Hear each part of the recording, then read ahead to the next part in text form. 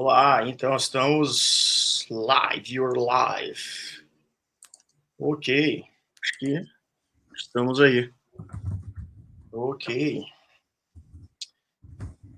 Muito bem, professor Salles. Subindo aqui o arquivo. Estamos aqui. Começando, então. Não, aqui agora deu, ó, tem 4 horas aqui embaixo, viu, professor Salles? Já vi. Melhorou. Já temos 30 pessoas aqui. Opa, olá, Estela. A nossa primeira pessoa viu aqui, professor, vou botar aqui. Boa tarde, então, a todos e a todas. Olá. Vou só apertar ali no chat. Tá certo, Natália, obrigado. Agora deu certinho, 4 horas aqui, Room Inspiration. Então, a gente pode ficar até 4 horas conversando sobre o Mercosul. Primeiramente, então, boa tarde, professor Dr. Marcos Salles. Boa tarde. Boa tarde a todos que estão acompanhando a gente aí. Ó, várias pessoas aqui, o Igor também, Thaís, José, boa tarde, pessoal, Gilberto, pessoal ali, boa tarde.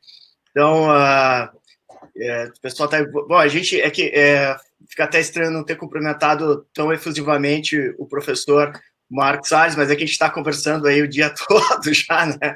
Mas vou dar início aqui enquanto o pessoal está chegando, né? Já tem 65 pessoas, pessoal aos poucos, né? Ainda não é nem 5 horas direito. Boa tarde aí, pessoal. Tu consegue, tu apertou ali, né, Marcos, ali no chat? Tô acompanhando aqui. Por enquanto posso. Por enquanto posso. Janaína, Maria Isabel, Maiara, Mariana, pessoal, legal, Larissa, João Marcos, José, vários alunos do mestrado também, muito obrigado aí, pessoal, Plínio, legal, do grupo também, Gilberto. Então, não agora oficialmente, né, agora que são ainda 5 horas, já temos aí 70 pessoas, agradeço muito ao professor, então, doutor Marcos Salles, que está em Santos, né, e vem diretamente para falar conosco hoje sobre o Mercosul, né, ele que... Marcos, eu estava tentando lembrar quando que a gente se conheceu, mas eu não consegui.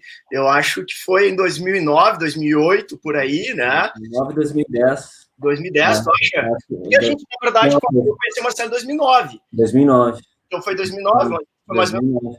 Estava na preparação para entrada no doutorado. No doutorado, então foi 2009, né? Faz 11 anos, mais ou menos, que a gente se conhece. Eu estava fazendo o doutorado nas questões latino-americanas, né? Como é que foi o doutorado?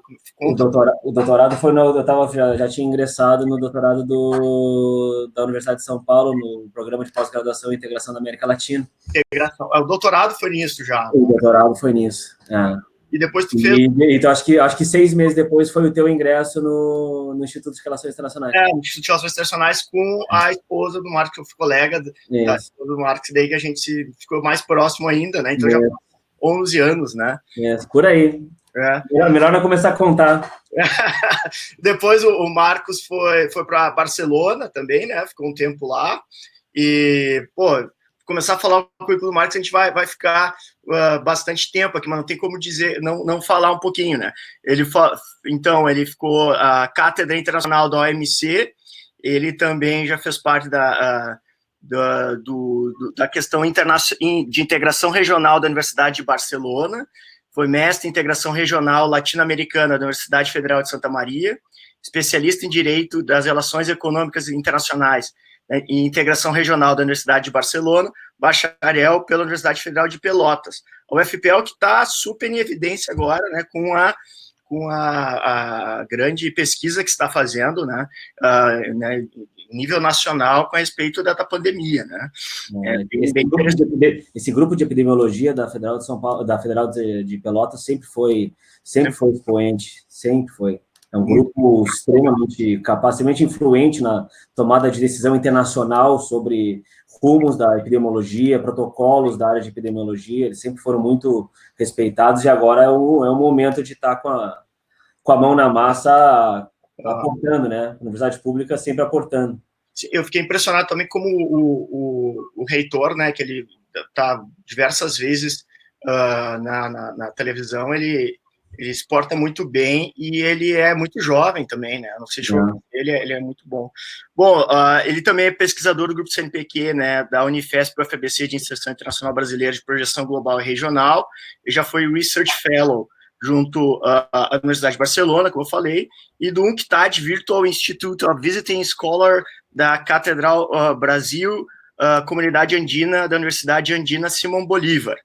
Tá? E, ultimamente, né, ele passou um concurso, né, para professor adjunto e pesquisador do Departamento de Relações Internacionais da Universidade Federal de São Paulo, na Unifesp, e ele trabalhou durante 5 anos, né, junto à Secretaria do Mercosul, né, na parte jurídica, né, ele vai conversar com isso para a gente, e, inclusive, quando eu estive com o FDSM em Montevidéu, nós nos encontramos, né? Eu visitei o Marcos lá, a gente foi até no show do Roger Waters junto. Um breve detalhe. Foi demais, no Estádio Centenário. Né? E ele já contava sobre dos projetos que estavam acontecendo no Mercosul, né? E mostrou a Secretaria do Mercosul. Enfim, né, uma experiência de trabalhar numa organização internacional, que é uma experiência realmente muito, muito interessante, né, muito bacana, e isso realmente é uma das questões que a gente vai conversar, né? Então, ele estava aqui, ele era professor na Universidade Federal, ele, então, levou a família inteira para Montevidéu, né, e ficaram, então, 5 anos trabalhando nessa, que é uma das sedes, né, Marcos, lá de Montevidéu. Isso também foi uma das questões interessantes, né, de vida, ter ido para lá. O Uruguai é um lugar diferente, né, dentro do cenário internacional, né? A gente já tinha esse convívio e essa proximidade com o Uruguai pela cidade de origem, né? Não, primeiro, deixa eu retomar então e agradecer o convite.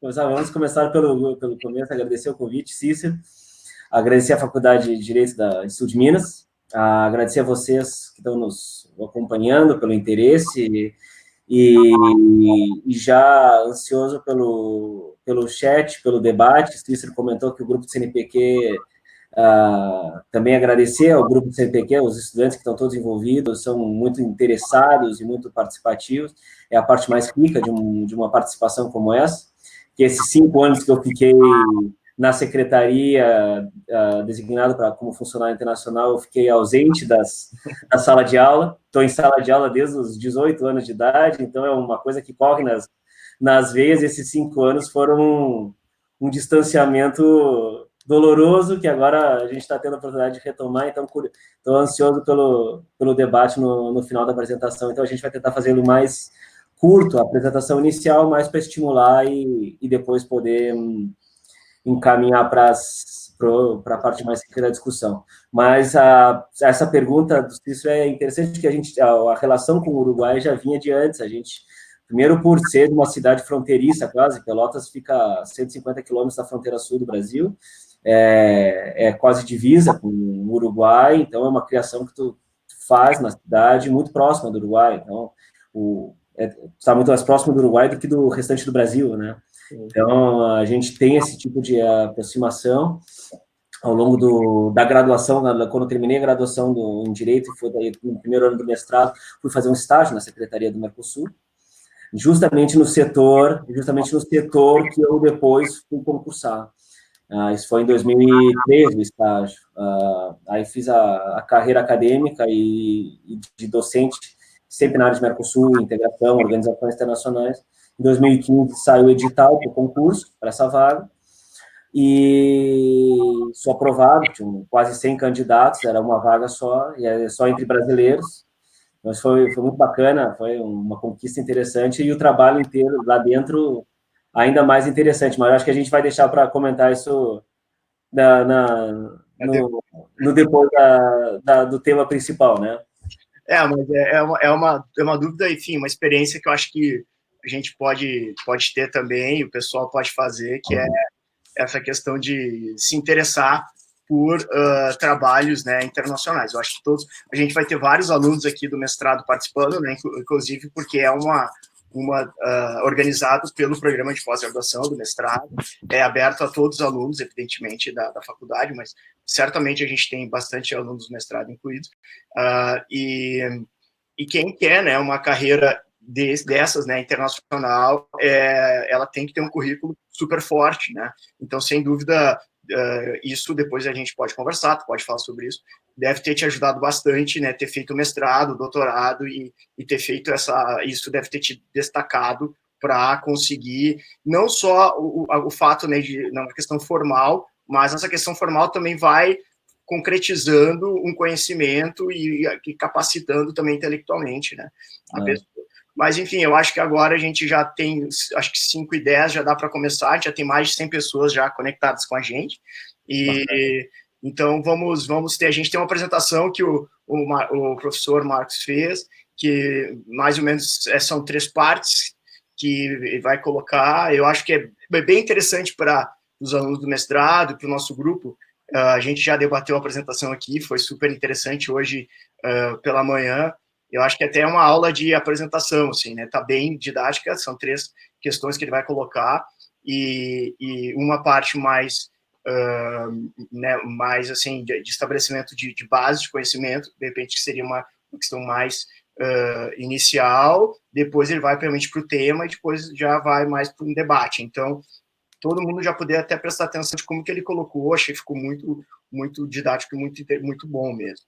Então, agora, the floor is yours, professor. Vamos ver como é que funciona aqui com... Se você consegue me ver? Tá tudo ótimo aí. Então, vou deixar contigo. Tá ótimo. Valeu. Tá bom. Então, já com os agradecimentos às aberturas protocolares devidamente feitas, vamos pro tema que a gente conversou ao longo de 2 semanas atrás, a respeito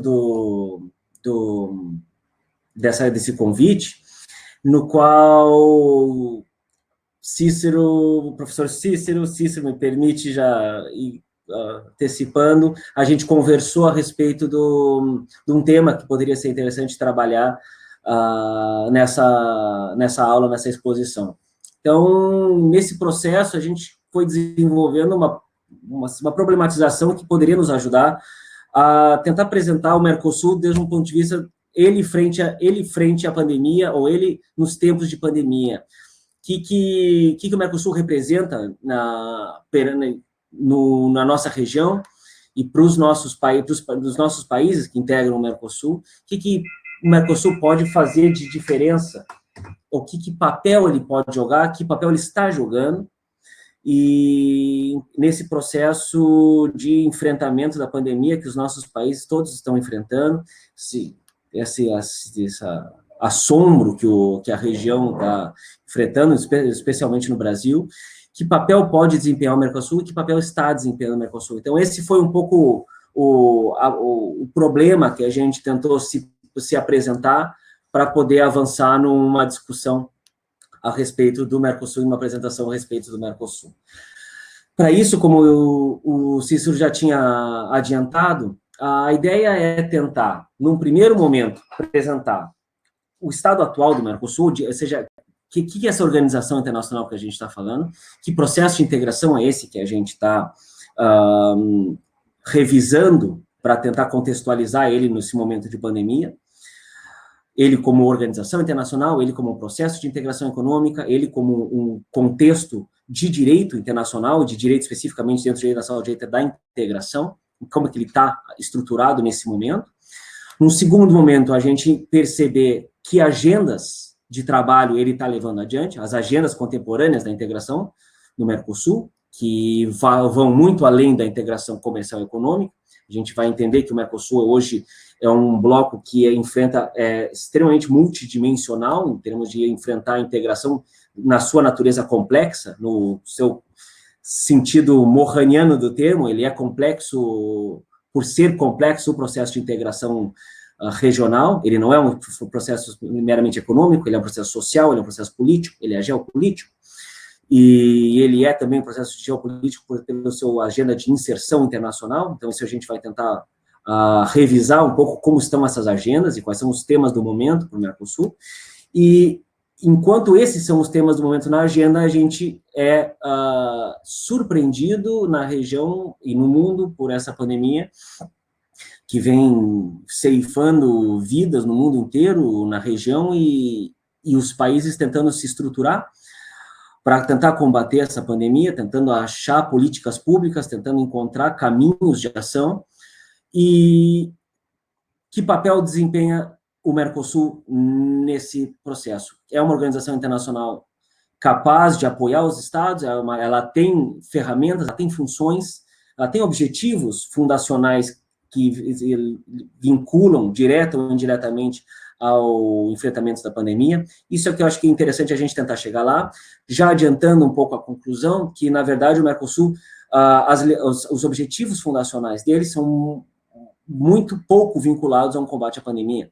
Ele tem uma vinculação muito indireta, ou seja, a sua finalidade original e a que foi desenvolvida ao longo desses 30 anos, quase 30 anos, ele cumpre 30 anos ano que vem, são funções que vinculam muito pouco a um processo de combate à pandemia, de forma direta. Indiretamente, nós vamos ver, há muito o que fazer, há muito o que aportar, há muito o que ele pode ajudar a mitigar os efeitos negativos de uma pandemia como essas, tanto do ponto de vista comercial, mas também do ponto de vista social, também do ponto de vista político e geopolítico.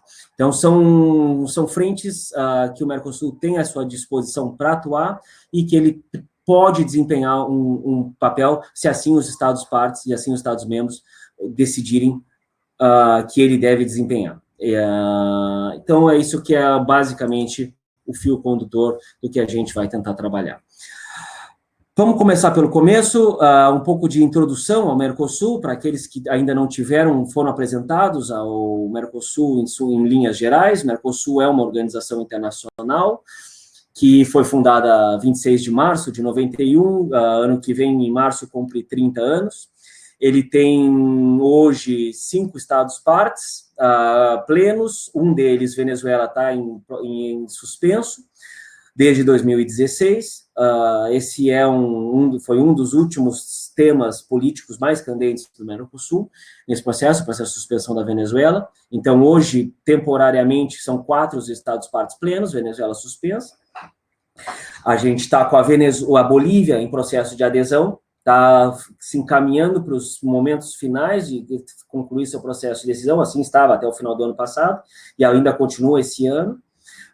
Como estados associados, a gente tem o restante dos países da América do Sul, Colômbia, Chile, Equador, Peru, e ao norte da América do Sul, Guiana e Suriname, que foram os últimos associados ao Mercosul. Então, como vocês podem ver, Mercosul não é apenas os 4 estados originais, hoje ele é um bloco de integração que alcança o continente sul-americano por completo.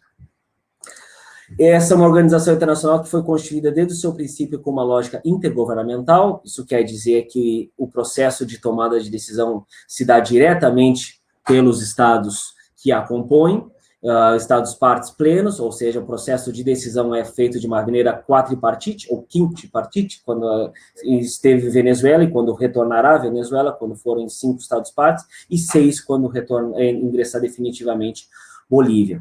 E isso gera um segundo elemento importante, que é a necessidade do consenso. Mais adiante a gente vai analisar um pouco os prós e contras desse processo, mas consenso é o que faz com que a organização internacional tome suas decisões. No processo de tomada de decisões, esses 3 órgãos decisórios que vocês veem projetado, o Conselho, o Grupo Mercado e a Comissão de Comércio, tomam decisão sempre por consenso, ou seja, todos que estão sentados à mesa acordam afirmativamente em relação àquele tema. Não é necessário esse consenso para poder avançar, caso contrário, não se avança em qualquer um dos temas que estão na mesa para o Mercosul. Ele funciona por presidência pro tempore, ou seja, cada semestre um país é o gestor da organização internacional, é o que conduz a organização internacional, conduz as reuniões, calendário de reuniões, é o que define basicamente as prioridades daquele semestre, quase sempre em consenso, né? Nunca uma coisa muito fora da linha do eixo do que está definindo o conjunto de países, mas é um processo de presidência que serve basicamente para o país trazer as reuniões para o seu próprio país, dar a conhecer a realidade do Mercosul dentro do seu país, aproveitar a estrutura nacional, colocá-la a serviço dessas reuniões que vão desenvolver ao longo do semestre, e ditar um pouco a pauta, a agenda prioritária daquele país membro naquele processo. Órgãos que têm sede permanente do Mercosul, a gente tem aqui a Secretaria do Mercosul, o Parlasul, o Parlamento, o IPPDH, o Instituto de Direitos Humanos, o TPR, que é o Tribunal Permanente do Mercosul, e o Instituto Social do Mercosul. Esses estão sediados, alguns em Montevidéu, outros em Buenos Aires, e outros em Assunção, no Paraguai. Aqui um organograma que é justamente para não ser lido, não se assustem, não vamos tentar ler isso daqui. Isso aqui é só para causar um certo impacto em relação ao tamanho que hoje é a estrutura institucional do Mercosul. Ele não se resume àqueles 3 órgãos decisórios, hoje ele tem um nível de proliferação de órgãos e fóruns dentro da estrutura institucional que chega a 300 órgãos e fóruns, mas basicamente 100 fóruns com alguma capacidade de iniciativa dentro da estrutura. É muita coisa, e num leque temático muito grande. A gente vai desde as áreas de comércio, mas também na área de agricultura, saúde, educação, a quantidade, temos assuntos consulares, questões vinculadas à justiça, à defesa, ou seja, uma riqueza temática é enorme, e isso gerou a necessidade de proliferar em relação a temas, de maneira que gera um organograma que é esse que vocês veem, mas não conseguem ler, de tão grande, e isso gera também algumas repercussões internas dentro da estrutura que nós vamos comentar mais adiante. Ou seja, o Mercosul é hoje um nível de amplitude temática enorme, e em cada um desses órgãos, isso é um ponto importante para mencionar, a gente tem representação de cada um dos estados. E isso é representação, às vezes, de funcionários de Itamaraty, às vezes representação de funcionários de ministérios temáticos. E isso faz com que a gente comece a perceber que o Mercosul, na verdade, ele passa por uma série de dimensões dentro da estrutura da administração pública federal brasileira, para a gente se ater ao caso brasileiro. A gente tem funcionários do Ministério do Trabalho participando do Mercosul, funcionários do Ministério da Saúde participando do Mercosul, do Ministério da Justiça participando do Mercosul, seja de nível de ministro, quando são reuniões de ministro de Justiça, participa o ministro que está naquele momento empossado. Se não são reuniões de ministro de Justiça, são reuniões técnicas de temas de justiça, por exemplo, onde participará algum delegado da reunião de ministro de Justiça, que é algum funcionário técnico. Ou seja, o Mercosul não é apenas os órgãos permanentes, ele está dentro de cada uma das oficinas, de cada um dos andares do Ministério da Educação, do Ministério da Justiça. A gente tem funcionários públicos brasileiros que agem dentro do Mercosul, dentro de cada um desses órgãos que a gente está percebendo. Então, isso é interessante, a gente vê a permeabilidade do que é Mercosul dentro da administração pública brasileira, especialmente federal, e predominantemente federal, como também na Argentina, na Paraguaia, e na Uruguaia, e na Venezuelana. Objetivos que essa organização internacional foi instada a buscar logo no Tratado de Assunção, em 1991. São objetivos basicamente centrados na área de integração, para alcançar a integração econômica, através de um primeiro ponto, livre circulação de bens, serviços, capitais e trabalhadores. Isso é a transcrição literal do artigo do Tratado Fundacional. A adoção de uma tarifa externa comum, desenvolver uma política comercial externa comum, harmonizar as legislações para as finalidades de cumprir com os objetivos anteriormente mencionados e desenvolver um processo de coordenação de política macroeconômica. Isso é o que o Mercosul foi lançado para fazer em 91. Ele cumpriu razoavelmente bem as suas 3 primeiras colunas que a gente vê à esquerda. O Mercosul, em termos de livre circulação, ele é hoje uma zona de livre comércio perfeita. Ele alcançou a tarifa zero no comércio intra-regional. Isso foi uma conquista que foi alcançada já logo em 2000. Em 2000, também se alcançou a harmonização da tarifa externa comum. O Mercosul é uma união aduaneira do ponto de vista tarifário. Hoje, a tarifa externa comum do Mercosul perante terceiros, hoje gira ao redor da casa média de 11,5%, 12%, e isso harmoniza a tarifa externa comum para qualquer importação feita por qualquer um dos Estados partes. Isso está devidamente alcançado.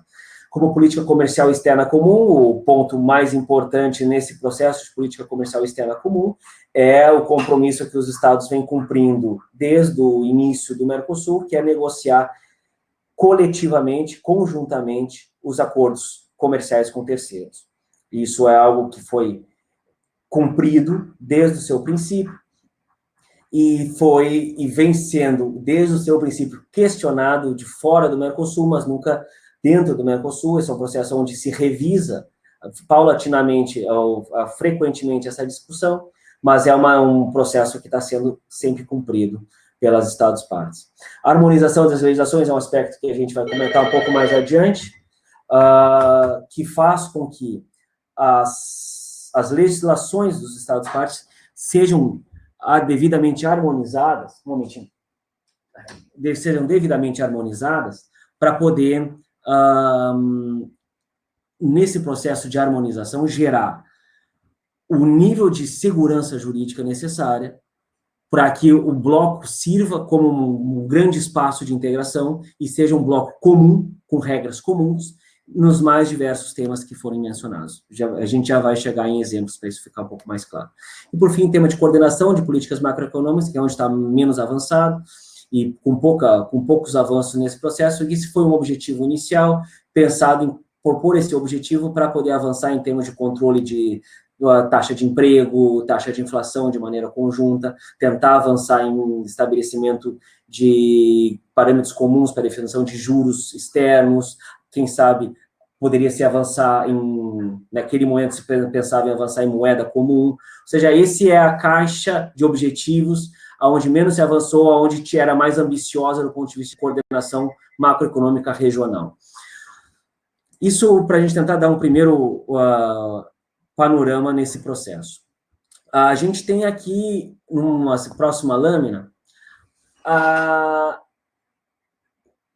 4 pilares de agendas, onde eu tentei mostrar a amplitude do que hoje é a agenda de integração do Mercosul. Obviamente que aqui a gente está mencionando 3 aspectos de cada agenda, mas para mostrar que o Mercosul vai muito além hoje da agenda comercial e da econômica, e que hoje, além de trabalhar no perfeccionamento da zona de livre comércio, da União Aduaneira e do mercado comum, ele está trabalhando também em novos temas de agenda comercial. A gente fala em facilitação do comércio, a gente fala em facilitação de investimentos, de compras governamentais. Isso são os novos temas do comércio internacional, que já não são novos, mas para o Mercosul ele ingressou nos últimos 2 anos e foi a partir de um esforço enorme dos 4 países de ir para um processo de harmonização de regras na área de facilitação de comércio, investimentos e compras governamentais, para tentar modernizar o seu marco regulatório comercial e econômico,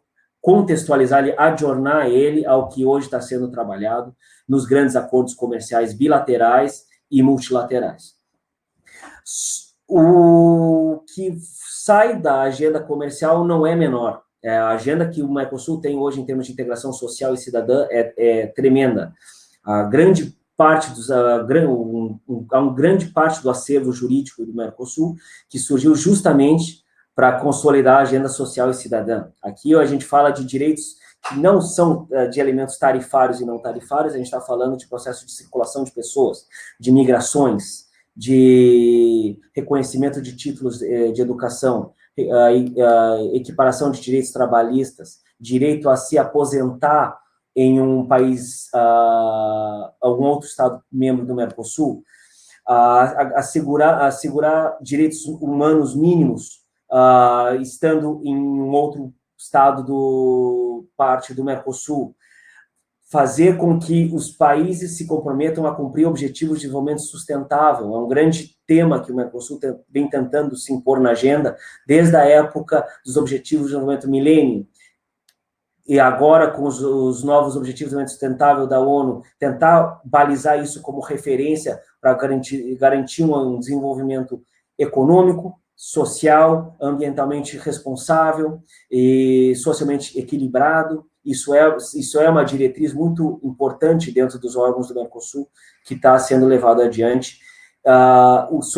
E o Estatuto da Cidadania, por fim, que é o que eu já tinha mencionado, ou esse acervo de direitos fundamentais que estão sendo recopilados, o objetivo de chegar a isso a 2021 com um grande estatuto.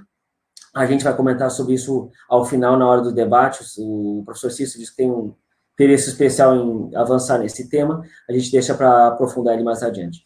Do ponto de vista institucional, o Mercosul, como organização internacional, e como toda organização internacional, está em constante revisão. As organizações se constroem como os estados, como instituições públicas se constroem, e ao se construir, se revê. Ele se revê a necessidade de mais ou menos órgãos, mais ou menos ministérios nos países, e mais ou menos órgãos e fóruns dentro das organizações internacionais. Esse é sempre o tema presente da estrutura. Há sempre uma discussão sobre como coordenar as discussões e os avanços de cada um desses fóruns que a gente viu, desses mais de 100 fóruns com algum processo de iniciativa de decisão.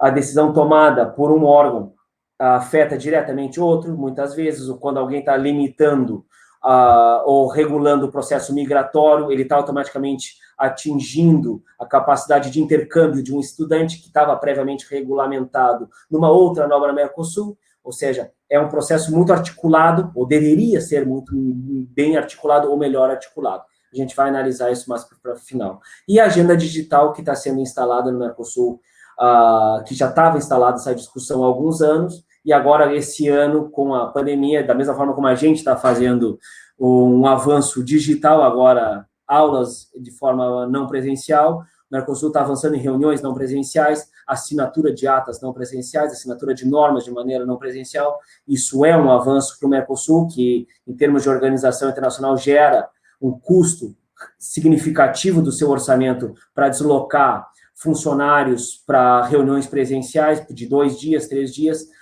pelo simples fato de ter, além da discussão presencial, ter também a necessidade de assinatura original em uma ata. Isso está sendo superado agora pelas normativas do ano passado, por reconhecimento de assinaturas digitais e por reconhecimento de reuniões por videoconferência com a mesma validade das presenciais e das assinaturas manuscritas.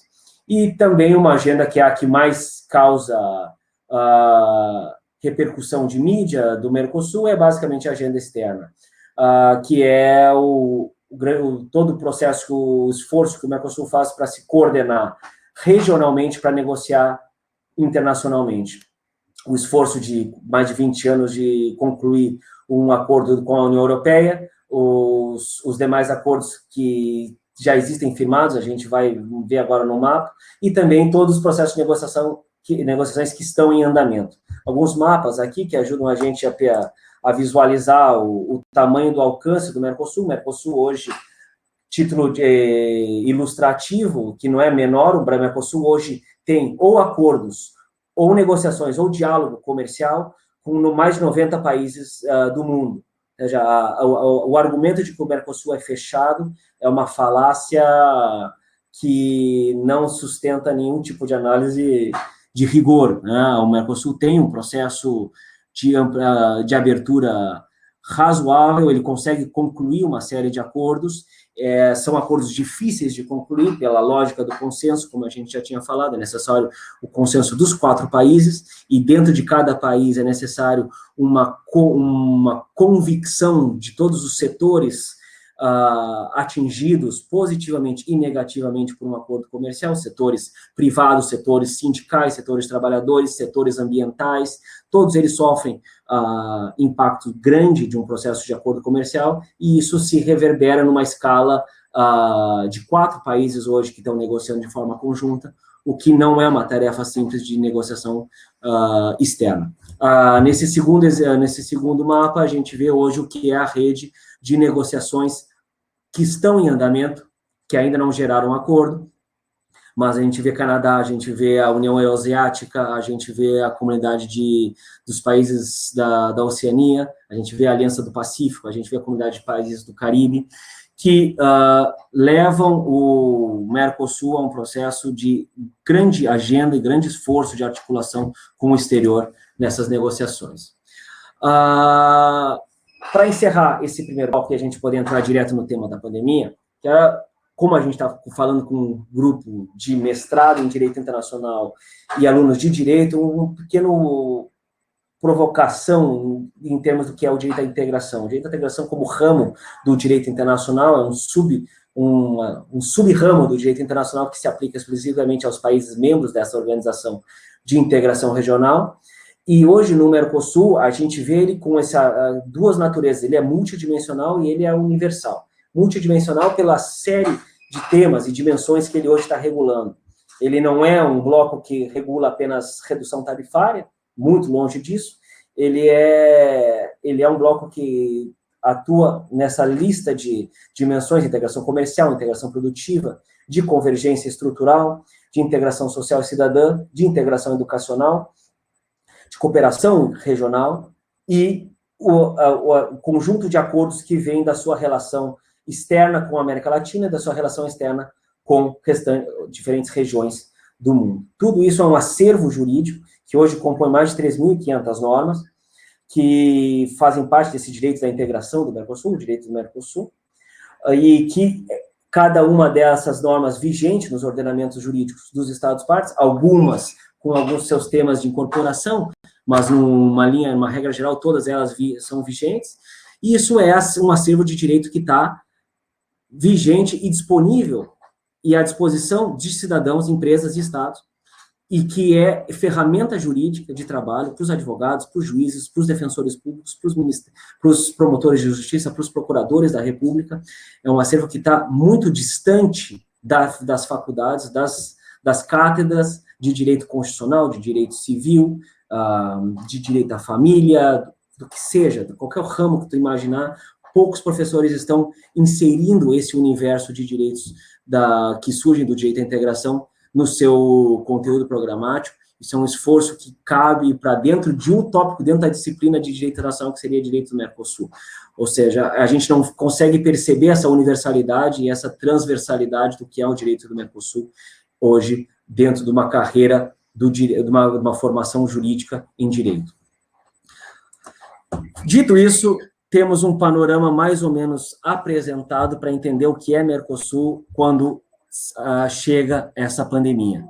A pandemia chega em março, fevereiro, para final de fevereiro, início de março na região, e encontra o Mercosul nesse estágio que eu tentei apresentar de forma muito sintética, nem tão sintética assim, quase 30 minutos para essa primeira apresentação, mas para que nos permite entender que é um bloco que chega com anos de experiência, 30 anos de experiência de integração regional, tem um acervo jurídico importante produzido, tem uma estrutura institucional importante criada e que se vê confrontada frente a esse processo que está atacando as sociedades da América do Sul, e o bloco tenta se questionar o que o Mercosul pode fazer frente a esse processo. Está dentro das suas competências fazer algo? Se está, quais podem ser desempenhadas?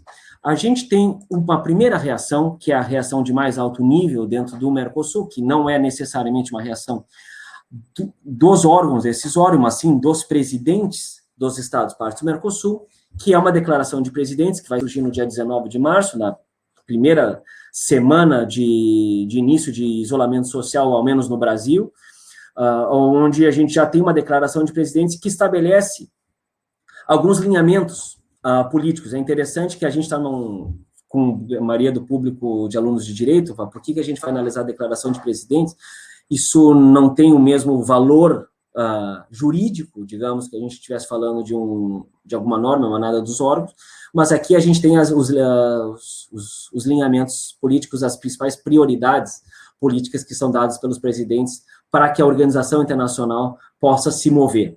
Ou seja, focar no retorno de cidadãos e residentes a seus lugares de origem. Quando chega a pandemia, tem muitos brasileiros no Uruguai, muitos argentinos no Paraguai, e quando os países começam a implementar políticas de isolamento social, de quarentena, de restrição à circulação de pessoas, como funcionar tendo essa premissa de garantir o direito de retorno, que é um direito fundamental, um direito humano previsto nas Declarações Universais dos Direitos Humanos e nas Declarações Regionais de Direitos do Mercosul. Direito de retorno, direito de reingresso e direito de reaproximação familiar são direitos fundamentais. No ponto 2, garantir que a comunidade de residentes em zonas fronteiriças, que as áreas de fronteira, aqui no sul de Minas, onde vocês estão, aqui em Santos, a gente está muito longe de zonas fronteiriças, mas quem conhece zonas de fronteira na América do Sul sabe o quanto são populosas, o quanto são habitadas e como é difícil desmembrar o que é um lado da fronteira para o outro lado da fronteira numa cidade que tem cidades irmãs. Marcos regulatórios que atingem um lado da cidade não atingem outros. Quando a gente fala de quarentena, tem quarentena no lado brasileiro, não tem quarentena do lado uruguaio, como que se contorna quando a gente fala de uma zona fronteiriça.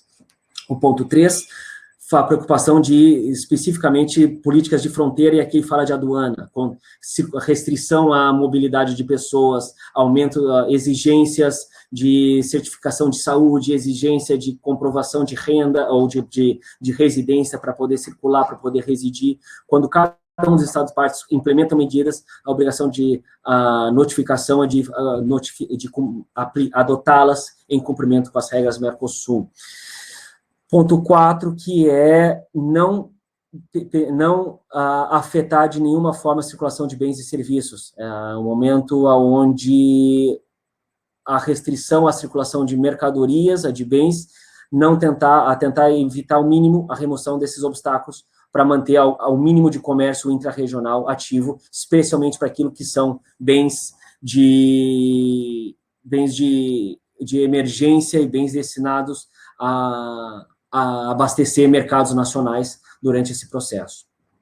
Isso também se repercute na esfera externa, que se comprometeram a avaliar a possibilidade de reduzir tarifas aplicadas à importação de produtos do exterior. Isso a gente vai ver que foi uma medida que foi adotada logo nas semanas seguintes. E, por fim, o objetivo de fazer compartilhamento de informação. Todas as boas práticas desempenhadas por cada um dos países se comprometeram a compartilhar para tentar gerar um campo de boas práticas, de coordenação de políticas em áreas de interesse comum, e, por fim, gerar fontes de renda e fontes de crédito para que o Mercosul possa implementar políticas comuns e projetos comuns e financiar projetos comuns. Aqui, algumas dos fundos de financiamento regional que o Mercosul e os presidentes, nesse momento, haviam dedicado como prioritários. Ou seja, isso nos ajuda a entender o que está na cabeça dos 7 chefes de Estado quando pensam em enfrentar a Covid como o Mercosul. Esses são os eixos temáticos, então, que busca enfrentar. Atacar a circulação de pessoas, atacar zonas de fronteira, facilitação de comércio, medidas de abastecimento, intercâmbio de boas práticas e financiamento de projetos regionais.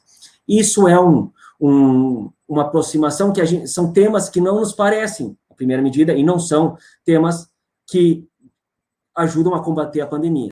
Se a gente puder, depois isso é o tema para a gente depois entrar na discussão mais adiante. Mas são temas que não atuam diretamente no combate à pandemia. São temas e são medidas que vão atuar para mitigar efeitos secundários, mas não menos importantes do que o da pandemia. Mas falta aí, claramente, algo que seja na declaração, nesses bullets apresentados anterior, algo que seja trabalhar pela preservação da vida, combate à saúde, defesa da saúde, intercâmbio de projetos que vinculem diretamente respostas imediatas à saúde e à vida dos cidadãos e dos residentes do Mercosul. A gente não vê isso na declaração de presidentes, a gente vê a preocupação com esses eixos temáticos. Mais adiante a gente vai entender por que isso. Uma das primeiras reações que o Mercosul vai desempenhar, isso já 2 semanas depois, já é um projeto do Fundo de Convergência Estrutural do Mercosul, que é assinado logo em seguida, por iniciativa da Comissão de Representantes Permanentes, a CRPM do Mercosul, é elevado ao Conselho, e o Conselho aprova uma ampliação do fundo, de montante para 16 milhões adicionais para um projeto sobre investigação, educação e biotecnologias aplicáveis à saúde. Esse é um projeto que foi criado em 2011, pelo Brasil participa a Fiocruz, essa gigante brasileira que vem que é referência hoje regional e internacional no combate à pandemia. Ela é a integrante brasileira nesse projeto, e foram destinados a essa... Então, todas as contrapartes da Fiocruz nos outros estados membros do Mercosul também integram, é uma rede de fundos, de órgãos de pesquisa na área de saúde e de vigilância sanitária, que trabalham em conjunto para desenvolver um projeto comum. Esse projeto já vinha desde 2011, recebeu um aporte adicional de 16 milhões, o que não é um aporte menor. A gente viu essa semana alardes feito pela mídia, pelos governos do Brasil, governo dos Estados Unidos, de receber 3 milhões de dólares dos Estados Unidos como benefício, como apoio americano para combate à pandemia. A gente tem Mercosul dando aos 4 países 16 milhões de dólares, a gente não viu uma linha em nenhum jornal no Brasil. Esse é um dos problemas graves que o Mercosul sofre, ele não ser um órgão, ele não ser um gerador de boas notícias na mídia brasileira, muito pelo contrário, a mídia tenta tanto transformar ele na geni, gosta de chamar ele que ele é a geni da América do Sul. Qualquer problema a gente joga a pedra nela e está resolvido o problema. Sempre tem uma parte que não é nós mesmos, que não é o Brasil, que não é a Argentina, para ser castigada e não para ser aplaudida, como é com um projeto como esses, que gera esse recurso importante para as ações de pesquisa que necessitavam nesse momento, para aquisição de insumos, equipamentos, roupas de proteção, aumento de produção de kit diagnóstico e desenvolver um kit de diagnóstico próprio da região, sem precisar importar esses kits de diagnóstico de produtores europeus, chineses e americanos que estão desenvolvendo esses kits. Um outro avanço surgiu também em abril, no dia 14, que foi uma reunião extraordinária da Comissão de Comércio, onde a agenda praticamente inteira da reunião foi encontrar que medidas de abastecimento eram necessárias a ser implementadas. Foram aprovadas 11 diretrizes destinadas à importação de produtos que servem de insumos ao combate à Covid. Ou seja, importaram produtos que são utilizados pelas indústrias nacionais do Mercosul para desenvolver aquilo que está sendo necessário para combater a Covid. Então, há uma redução de até 2% de tarifa para tornar mais barata a importação por um período, durante o período da Covid, da pandemia, para facilitar essa importação e baratear os custos de produção. Um outro tema que surge, que não é uma reação das melhores, mas que é exemplificativa do que é o que é o Mercosul, no final de abril, a Argentina, em meio ao combate à pandemia na região, resolve publicar uma nota, no qual ela manifesta seu desacordo em continuar negociando externamente com com potenciais sócios comerciais que já vinha sendo negociado durante o período da pandemia. Ele dá alguns argumentos, a Argentina dá alguns argumentos, diz que integração regional é a forma de afrontar a pandemia, e a integração regional é a forma de mitigar as consequências econômicas e sociais dessa pandemia.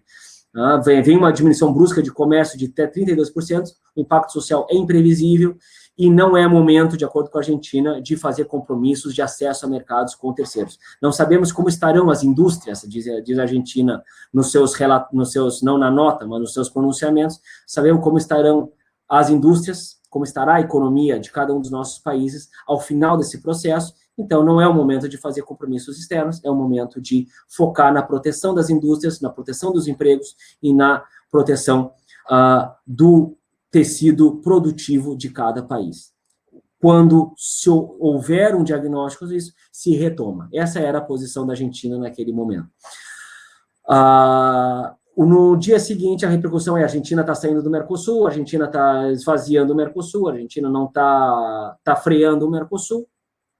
Os países Uruguai, Brasil, Uruguai e, na verdade, só o Uruguai, nesse momento, lança uma nota de que as negociações externas devem permanecer, devem continuar, mas a Argentina, com isso, provoca uma discussão interna dentro do Mercosul, especialmente daqueles que estão dentro do processo de negociação externa, e há, de fato, uma redefinição dos caminhos de ação.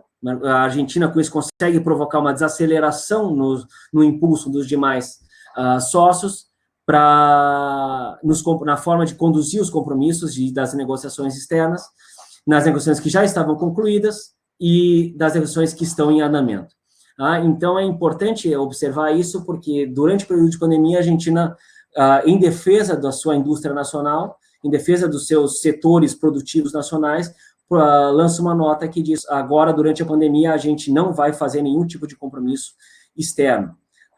E isso, mais adiante, já no 7 de maio, consegue repercutir numa resposta de consenso regional, que é uma nota Mercosul, reafirmando o compromisso de negociar de forma conjunta. Ou seja, na verdade, a Argentina não saiu, o Mercosul não se desfragmentou no processo de negociação, só gerou o processo de redefinição das agendas e das prioridades.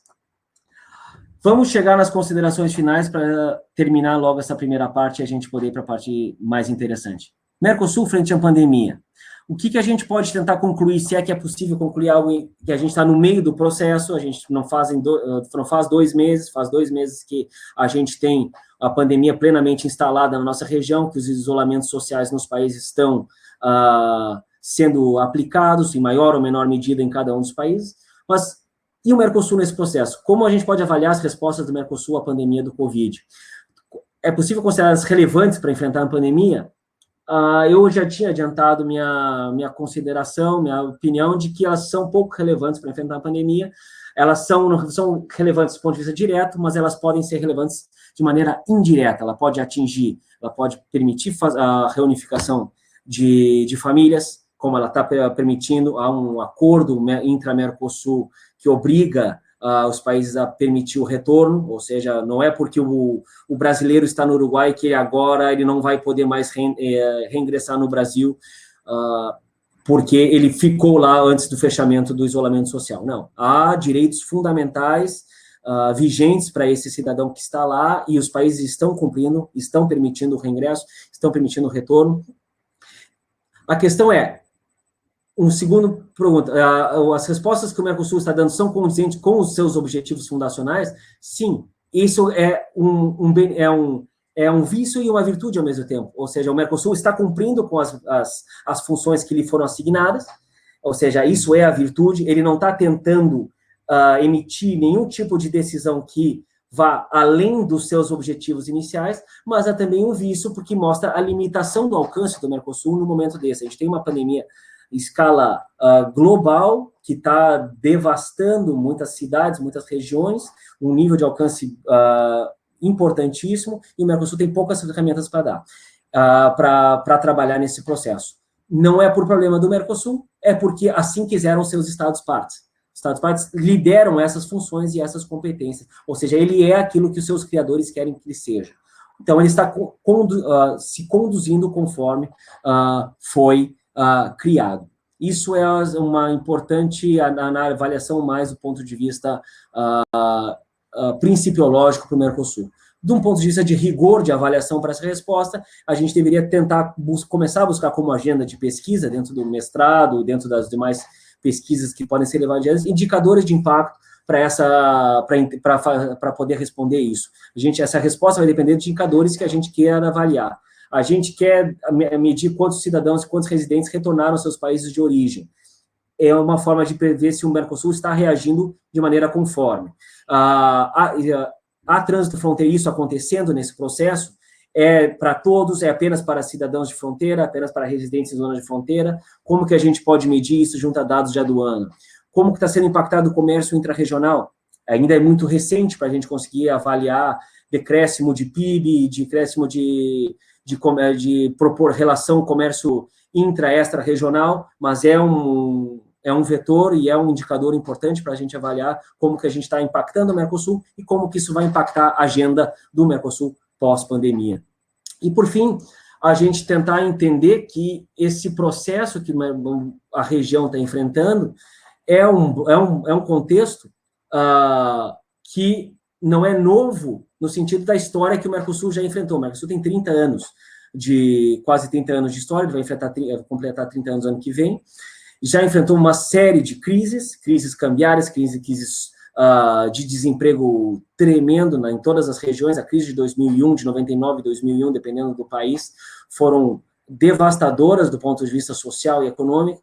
O Mercosul soube reagir a isso, dentro das suas limitações, dentro das suas funções, mas sobre achar o seu papel, sobre encontrar a sua função, e isso é muito importante, a gente ter o diagnóstico de que isso é parte desses 30 anos de integração, vai fazer parte desses 30 anos de integração, vai deixar a sua marca, que a gente vai acompanhar ao longo desses próximos meses e anos, como a pandemia vai alterar as funções e os alcances do Mercosul.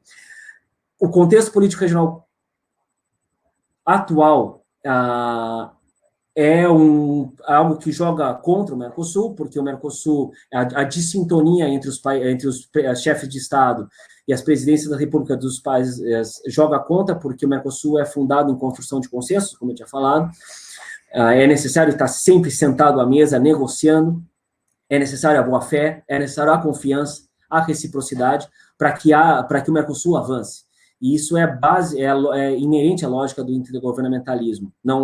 O Mercosul não decide por si próprio, ele decide quando há governos sentados à mesa com vontade de diálogo, com abertura, com confiança e com inclinação a ser recíproco, a concessões, e isso não é o que a gente está vendo hoje em termos de coletividade política no Mercosul.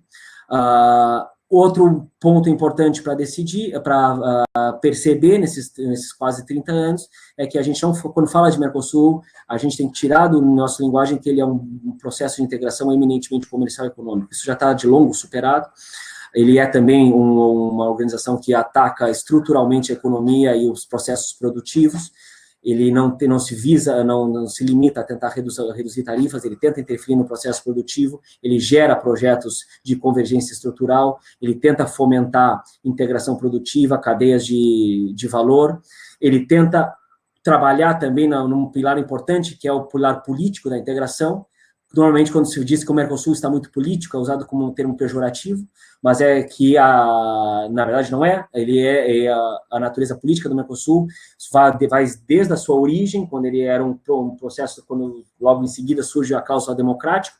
O Mercosul não permite que países que não têm viés democrático participem da sua processo de integração, ou seja, ele sempre foi politizado, sempre foi político, e ele é também geopolítico. Ele também está preocupado em posicionar internacionalmente os seus estados-partes. Ele é geopolítico regional e geopolítico global. E também, como a gente já falou, o Mercosul tem objetivos sociais e cidadãos, ele está preocupado com assegurar direitos à cidadania, ele está preocupado em assegurar direitos sociais, tem um acervo enorme de direitos da cidadania, de direitos fundamentais e direitos sociais à disposição dos cidadãos e residentes do Mercosul. A agenda de integração do Mercosul é extremamente complexa. Tá? Como a gente viu, o Mercosul se constrói paulatinamente, de forma constante, a partir da necessidade de transversalizar as agendas que estão sobre a mesa. Quando o Mercosul está trabalhando dentro de si aspectos vinculados à saúde, ele não pode deixar de lado aspectos vinculados a comércio, ele não pode deixar de lado aspectos vinculados à educação e trabalho, não pode deixar de lado... Então, isso é a complexidade do processo normativo, do processo legislativo do Mercosul e das tomadas de decisões políticas que o Mercosul faz.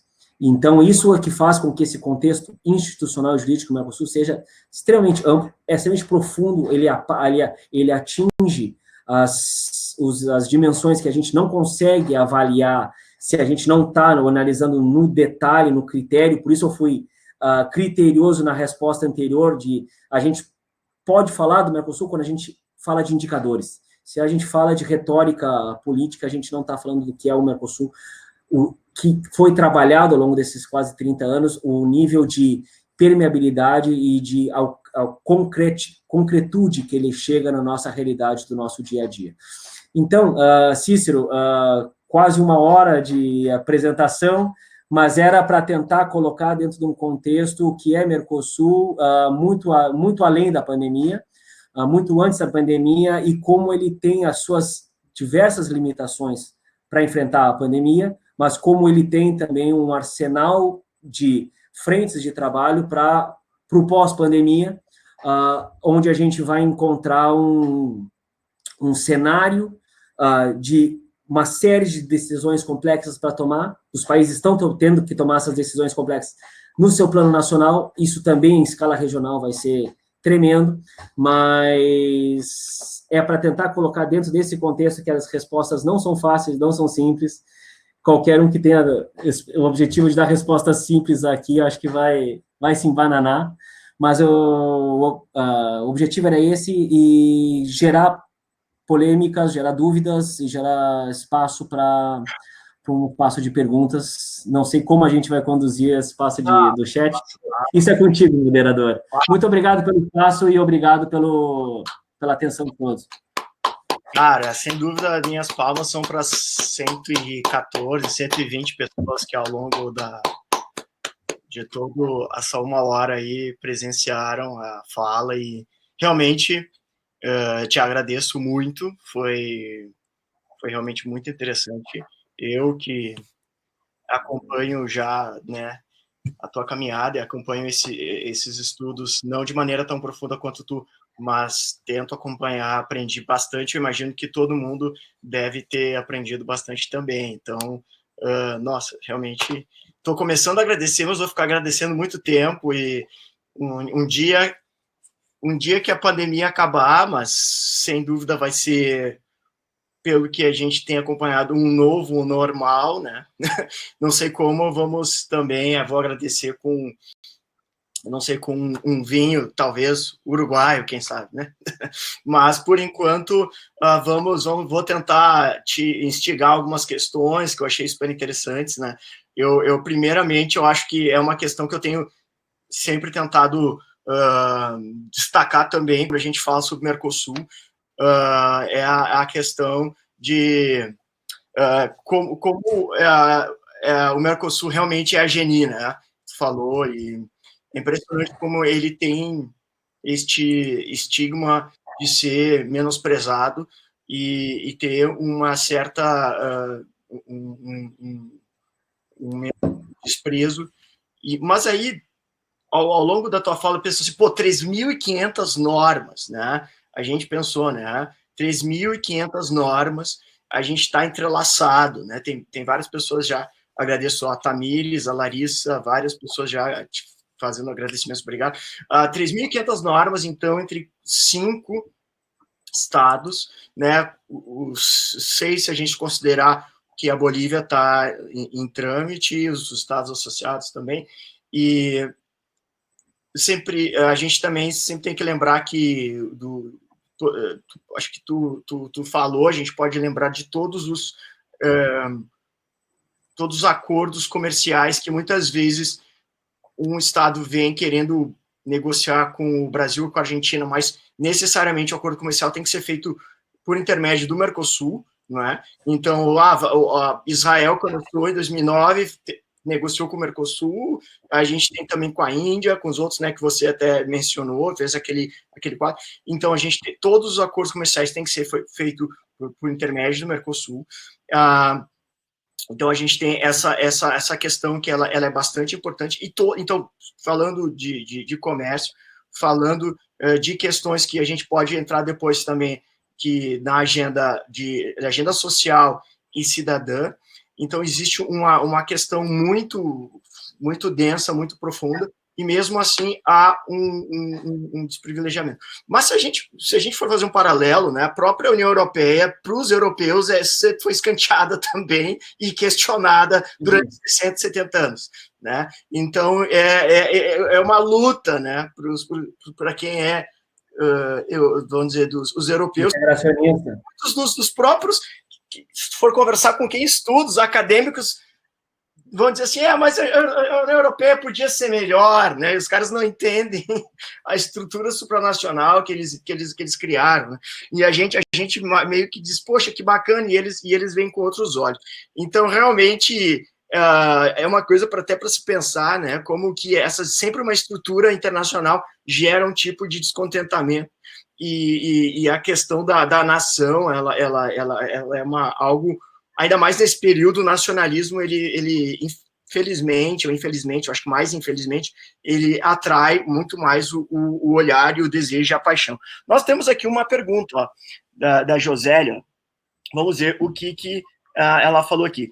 Menosprezo pelo Mercosul é um fenômeno brasileiro impressionado por uma narrativa construída pela mídia e algumas elites brasileiras, infelizmente.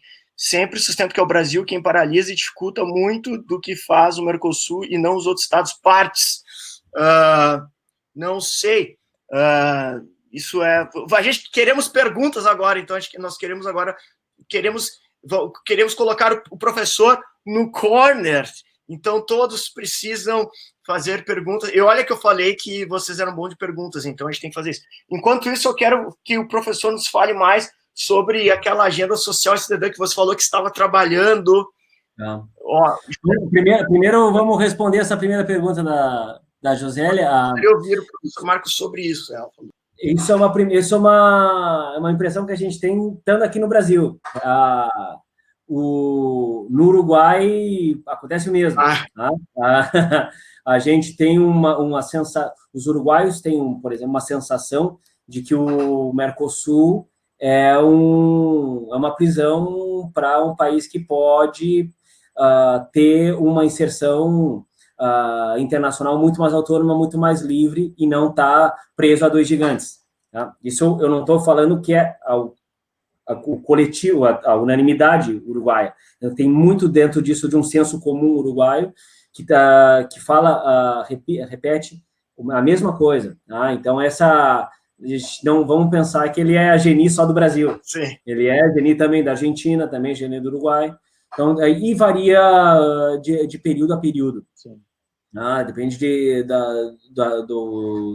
dos alinhamentos políticos da região, de ser um período de consenso dentro da região ou não. Então, ele não sofre só esse tipo de descaso da estrutura de mídia, como eu falou, mas é também isso também é nosso dentro da sala de aula. É da nossa formação docente, é da formação cidadã, não ser formado como cidadão da região, é ser formado como um cidadão da nação, como tu mesmo disse, é o efeito nacionalismo. A gente teve um retrocesso absurdo por parte do Brasil ano passado, que foi tirar o símbolo do Mercosul da identidade do passaporte. Isso é um avanço que o Mercosul tinha conseguido conquistar frente aos seus 4 países há 20 anos atrás, e a gente, por um nacionalismo desnecessário e totalmente fora do contexto, retira isso e diz, não, nós somos Mercosul, nós somos Brasil. Então, são espaços aonde a gente leva anos de integração, leva anos de construção, e nisso o desfazer, esse é um dos problemas da integração feita muito sem a base comunitária da União Europeia e mais com a base intergovernamental do Mercosul. É muito fácil desfazer. Né? A gente tem um exemplo interessante que foi ao redor dos 4 países, a difamada placa Mercosul. Foi um esforço de 10 anos de harmonização desse processo, com um foco especificamente na área de segurança social, o sequestro de pessoas, sequestro de menores que se dá em veículos. É necessário ter esse processo de segmento de fronteiras, esse processo para sequestro de carros, para contrabando de carros. Era para isso a placa Mercosul, e toda a repercussão foi contrária. Sim. Tem uma necessidade de tentar criticar e demonizar ações que surgem de âmbito do Mercosul.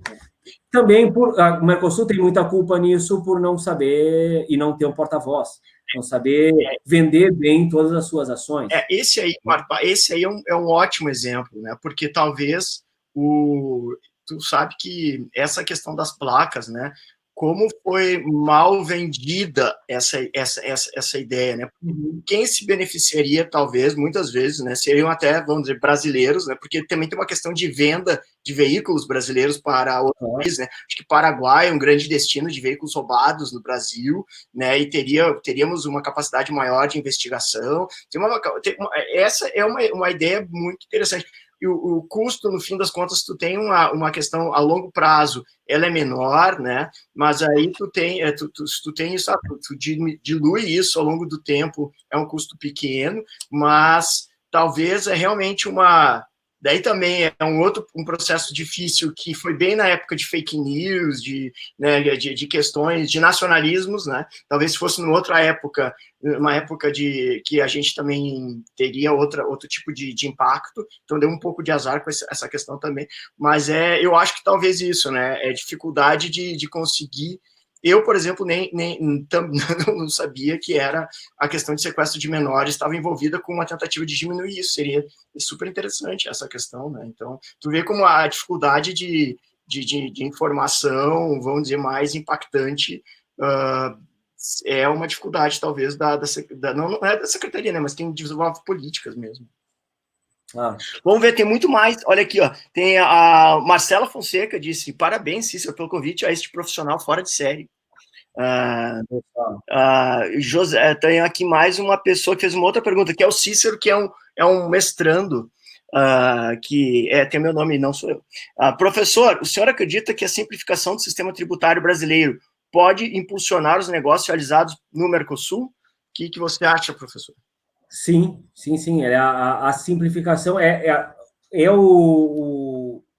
quando a gente trabalha com tributação internacional, mas não no sentido de dupla tributação, no sentido de tributar importação, a gente passa por um processo no Brasil, e também na Argentina, mas o Brasil é mais complexo, que é o processo de sistema federativo tributário. Então, isso torna muito difícil fazer compromissos de comprometer-se internacionalmente. A União, quando se compromete apenas em relação a tributos que são da sua esfera. Ou seja, então vai ser apenas imposto de importação. Ele não compromete ICMS, não compromete IPI, não compromete nenhum outro imposto que está vinculado à circulação interna. Ou seja, se o Brasil consegue avançar no processo de simplificação, de criar o IVA, o Imposto sobre Valor Agregado, e esse ser o imposto que poderia se incidir na relação de comércio exterior, seria o caminho para tentar essa simplificação. Não é o que tem acontecido. IVA nunca é negociado. Então, é sempre apenas o imposto de importação. As coisas não se misturam nesse processo. Mas a face que pode funcionar no processo de simplificação tributária é auxiliar o Código Tributário a estar mais condizente com uma noção de comércio exterior. O Código Tributário brasileiro é pouquíssimo amigável ao que é relações internacionais. Ele é pensado exclusivamente para definir o sistema federativo, digamos, de repartição de tributos e de aplicação de tributos, de alíquotas de tributos.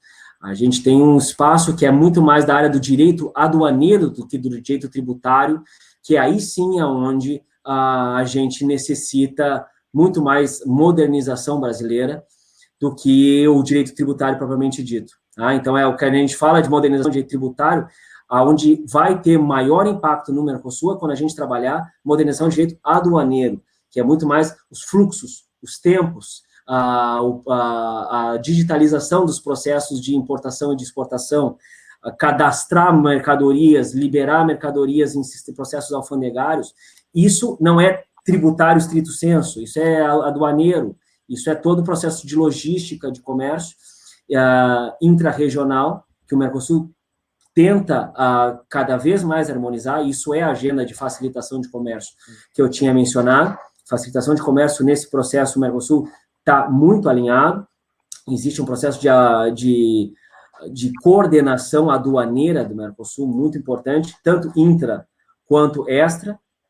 Então, esse é, acho que, o maior gargalo, menos no Código Tributário e mais no que é o acervo de legislação aduaneira brasileiro, e em tentar buscar se reinventar e cumprir os estándares regionais, Mercosul, e internacionais de OMC e de Organização Mundial da Aduana. Esse é um tema também que às vezes é muito especializado em determinados lugares e passa batido dentro do direito, enfim, direito nacional, ninguém debate, da escola de direito mesmo, né? Se debate pouquíssimo, né? Essa questão. Só alguns lugares, né? Por exemplo, acho que é em Santos, né? Porque tem talvez, né? O Porto, né? E talvez em alguns lugares como, né? Pelotas também, porque tem algumas escolas de direito que trabalham, né? Mas é um tema interessante. A Bibiana, que é minha orientanda, inclusive, e também de mestrado, ela escreveu 2 vezes até, porque eu não li e passei batido. Tem muitas perguntas agora. E ela é uma grande feminista e fez uma pergunta interessante sobre gênero aqui. Ela perguntou o seguinte, agora, puxa vida, eu passei aqui. Falando da pandemia que atinge severamente as mulheres, se existe uma agenda, na questão da agenda social e cidadã, existe algo previsto especificamente para elas, voltados para a questão de gênero, se existe políticas de questão de gênero na questão Sim. da agenda social e cidadã, né? Ótimo. Essa é a oportunidade de poder ir num dos temas que o Mercosul avançou tremendamente nisso, do ponto de vista legislativo e de coordenação de políticas, que se chama Diretrizes para Políticas de Igualdade de Gênero no Mercosul. Existe uma diretriz no qual estão elencados mais de 20 ações, todas com seus devidos indicadores.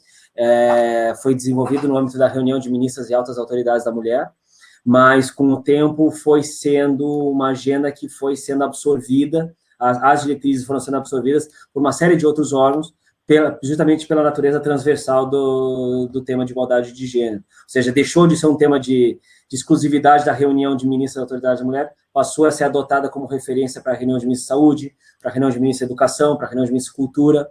Ou seja, é um esforço que atua, são diretrizes que se transversalizaram dentro da agenda de trabalho do Mercosul, e tem muitos avanços, tá? Muitos avanços nessa área do ponto de vista regional. Não sei te dizer como é que ela está em relação à pandemia. Em termos de saúde, há muito em relação à saúde, há muito em relação a estabelecer prioridades em atenção primária de saúde, prioridades para mulheres, do que em relação a homens, aspectos dos mais diversos em termos de gênero e saúde previstos nas diretrizes e trabalhado, esmiuçado, especificado dentro da reunião de ministros de saúde. De repente, e isso, o fato de ter sido realocado não fez com que fosse esvaído, tu acha? Que consegue manter a sua força? Tu não conseguiu notar isso? Porque às vezes é uma forma de deixá-lo de lado, mas isso não aconteceu, no caso. Nossa. Não, porque tu diz de não se manter mais centralizada na reunião de ministros. Não. A reunião de ministros da autoridade da mulher quiseram manter a centralidade para ela. Sim. É nossa, Sim. Não é de mais ninguém. Sim. Isso é muito importante, esses efeitos de ciúmes que tem dentro da estrutura do Mercosul. Cada um desses órgãos leva anos desenvolvendo cada um desses processos, e depois que é criado, ele é bem público. Sim. E todos deveriam começar a aportar desde o seu ponto de vista e aportar e enriquecer desde seus diferentes setores. Mas não houve um processo de absorção. Logicamente, com algumas mudanças de governo em 2016, no Paraguai, no Brasil, a tema de igualdade de gênero começou a sofrer algum revés dentro da agenda de integração. Ele passou a deixar de ser mencionado nas declarações presidenciais, ele passou a deixar de ser mencionado na agenda de trabalho, nas agendas mais políticas, mas nas agendas técnicas ele se manteve dentro do processo de monitoramento, de cumprimento de normas e de aprofundamento nas agendas técnicas, ele continua avançando. Nossa, isso é muito, muito legal. A gente até vai dar uma olhada depois. João Marcos, também, que é do mestrado, falou assim: professor, há precedentes nessa decisão da Argentina de suspender temporariamente sua participação no bloco? É possível pronunciar nesta medida o desencadeamento de um processo de desintegração? Ou se beneficia de alguma maneira com essa decisão? Na verdade, então, acho que para esclarecer, então, como eu encerrei, como foi muito rápido, na verdade, não houve essa saída da Argentina. Ele foi um blefe. Anuncia que vai se retirar, e o blefe gerou seu efeito. Os demais estados foram ouvir a proposta argentina, e é um documento que é reservado, a gente não teve acesso, mas circulou entre os países uma renegociação dos parâmetros de inserção internacional, e a resposta foi de que, ok, continuamos juntos, não aconteceu nada, negociamos de maneira conjunta e redefinimos os caminhos de ação para tais e tais e tais agendas. Redefinido em que termos? Não sabemos. E esse, sim, há precedentes disso, isso já aconteceu várias vezes, em todos os momentos onde um país do Mercosul se sente minoria ou voz dissonante, há algum tipo de ameaça de querer sair do Mercosul, de querer negociar por fora. A gente vem vendo isso acontecer desde os anos 2000 e nunca se concretizou. Tem um furo nesse processo, que é um acordo, os acordos bilaterais com o México, mas foram casos que depois foram internalizados pela normativa Mercosul. Então, são alguns acordos de setor automotivo com o México que foram permitidos e depois foram todos regulamentados. Mas não, em nenhum momento isso gerou, de fato, fragmentação e desintegração nesse processo. Se poderia sentir alguém poderia ser beneficiado? Sim, porque, na verdade, tu compromete, tu ganha, por exemplo, num acordo Mercosul com Coreia do Sul, aonde a Argentina não assina ou não participa do processo de concessão e nem de receber as concessões de lado coreano, os outros 3 países é que vão receber os benefícios da concessão. Ou seja, a Argentina não vai se beneficiar. Então, é mais reserva de mercado para menos estados. Então, há benefício, mas isso é pensando de forma muito utilitária numa escala muito pequena de comércio. Tá? E a pequeno prazo também, né? Claro, até o prazo de aderir e assinar e pactuar também bilateralmente a Argentina com Coreia, e automaticamente vira um processo 4+1. E daqui a pouco tem toda a questão, né, justamente que eu nem cheguei a olhar, mas que eu quero até dar voz, porque está super interessante usando, da questão de você entender que você vive na América do Sul, isso é inevitável, você vive com os cidadãos do teu lado, né, e que só existe um tipo de desenvolvimento, que é conjunto, né, cara? Porque senão a questão transborda e alguma coisa vai dar errado, né?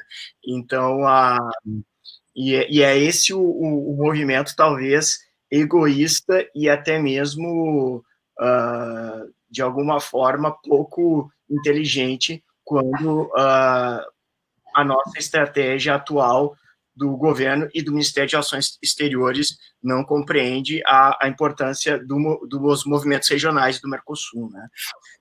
E no final do ano passado também aconteceu do ponto de vista do Ministério da Educação também, que não parece ser um ministério afim relacionado à integração à Mercosul. A gente, quando pensa Mercosul, a gente pensa presidentes e chanceleres, mas, como eu tinha falado na apresentação, todos os ministérios específicos, todos os ministérios fins, Ministério do Trabalho, Saúde, Educação, Transportes, Agricultura, todos têm assento no Mercosul, nos seus respectivos órgãos, e todos eles fazem com que o Mercosul ande ou não ande se eles participam. Sim. O ministro da Educação brasileiro, ano passado, disse que se retirava do processo de integração educativa do Mercosul, ou seja, o sistema Mercosul de educação, que levou anos de construção para conseguir reconhecimento de diplomas, conseguir reconhecimento de títulos universitários, reconhecimento automático de quem, e reconhecimento de habilidades profissionais desempenhadas para poder, agora, num momento de pandemia, poderia ser um processo fundamental, e é um processo fundamental, reconhecer automaticamente o trabalho de um enfermeiro,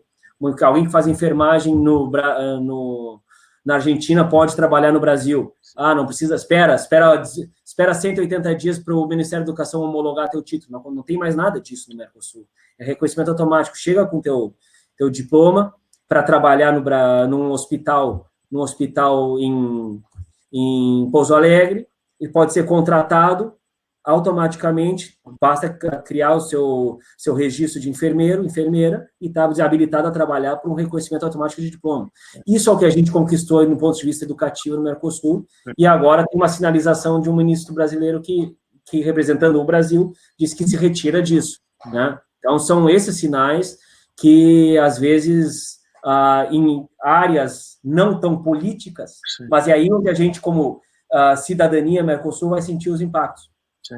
Por isso que é tão importante manter o pé de que Mercosul é um processo de integração social, é um processo de integração de cidadania.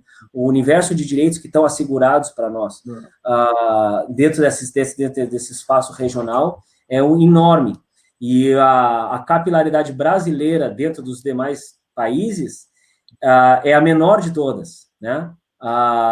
Tem quase 15% da população paraguaia morando na Argentina. Tem quase 20% da população argentina morando fora da Argentina. Mas eu ia falar do Uruguai. De uruguaios morando na Argentina são quase 10%. Ou seja, brasileiros morando no Mercosul são 3%. Ou seja, é porque a gente não tem cultura integracionista, a gente não tem cultura sul-americana. Por educação, por idioma, por uma série de elementos. Mas eu acredito que isso impacta muito mais fora do Brasil. Nas relações entre Paraguai, Uruguai e Argentina, isso impacta muito mais a questão de circulação social, retorno familiar, a quantidade de aviões que saíram e de ônibus e trens de ônibus que saíram para ligar Uruguai à Argentina e Paraguai à Argentina e Argentina, Paraguai e vice-versa, durante as primeiras 2-3 semanas de pandemia foi brutal. Para vir do Uruguai para o Brasil, os brasileiros que faltavam foram 2 ou 3 aviões. Okay? Para vir da Argentina, foram 3 ou 4 aviões.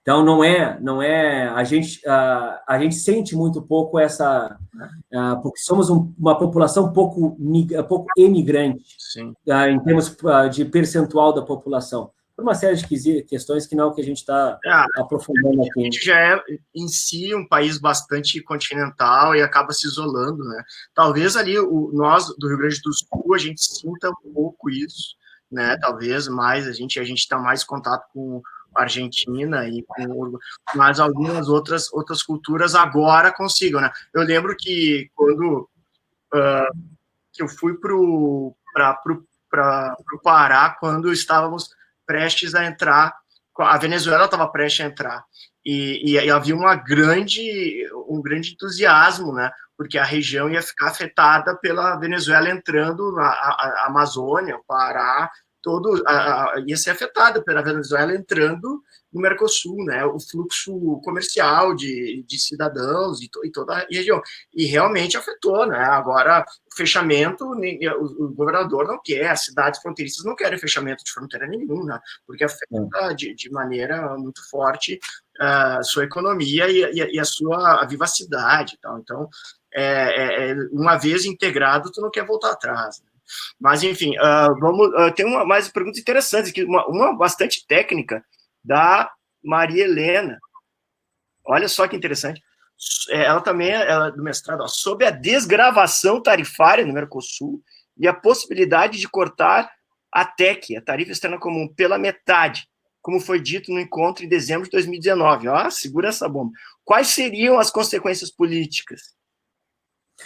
A desgravação tarifária de tarifa externa comum é basicamente isso que a gente acabou de exemplificar, de redução para 2% por um período determinado, sem tentar aplicar isso em escala geral. O Mercosul, a gente está falando de 45 mil posições tarifárias.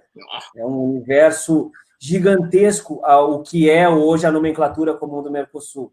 O que funcionários públicos dos 4 países se sentam e tentam fazer revisar uma a uma quais o valor de cada uma para reduzir e tentar chegar a isso. É um esforço. Tipo 1 até carro. Isso. E dentro de carro, pneu de carro, mola de carro, vidro de carro, todas as subpeças dentro da nomenclatura.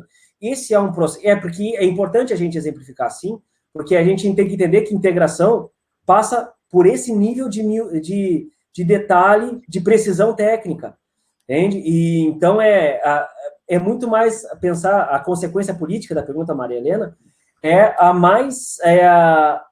última delas. Conseguir chegar a um processo de redução de 50% da TEC é um trabalho hercúleo, tá? Que eles estão fazendo, isso foi relançado ano passado mesmo, Maria Helena. Mas não, era impossível tentar chegar a algo em 6 meses. O que se fez foi tentar construir uma base de informação a partir do volume de comércio gerado com o exterior. Então, vamos pegar as 200